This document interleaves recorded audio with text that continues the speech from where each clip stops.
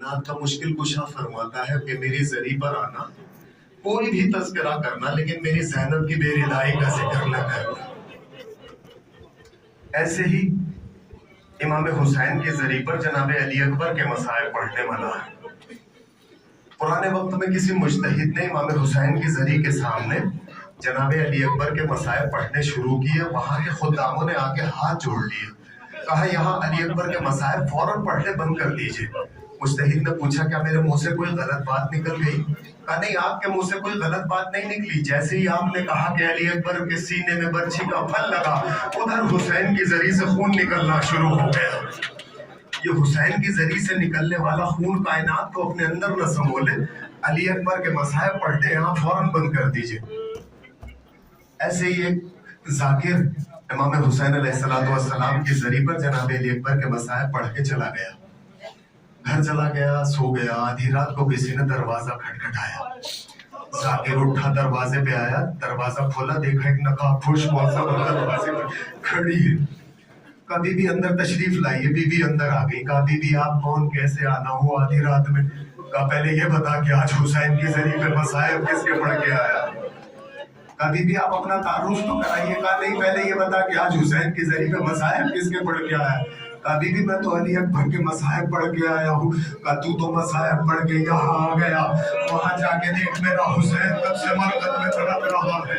मैं जन्नतुल बकी छोड़ के आ गई, मेरा बाबा मदीने से आ गया, अली नजफ से आ गए, और मेरा हुसैन सबसे गले लग के एक ही बात कहता है, अम्मा मेरा 18 साल का अली अकबर।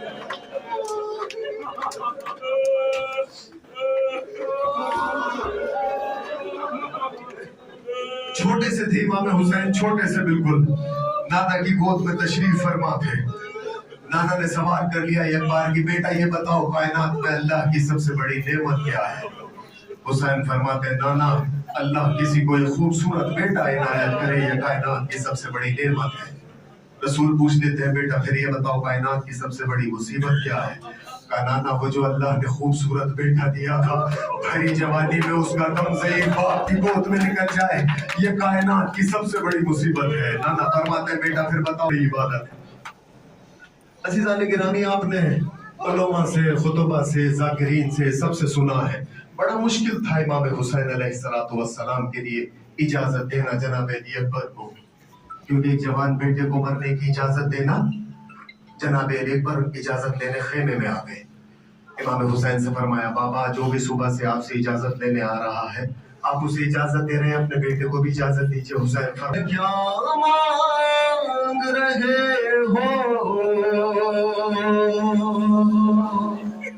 एक बाप से मरने की रज़ा मांग रहे हो?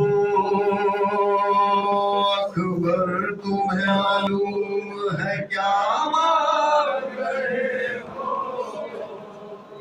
एक बाप से मरने की रज़ा मांग रहे हो? इस आलम गुर्बत में तुम्हें जाने दूं कैसे? इस दश्त मुसीबत में तुम्हें जाने दूं कैसे? इस वक्त क़यामत में तुम्हें जाने दूं कैसे? ऐलान जो तुम इज़्ने विदा मांग रहे हो, एक बाप से मरने की रज़ा मांग रहे हो?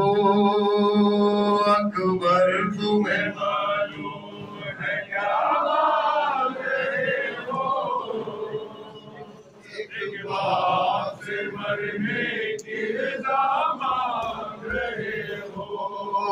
अकबर तुम्हें मालूम है क्या मांग रहे हो?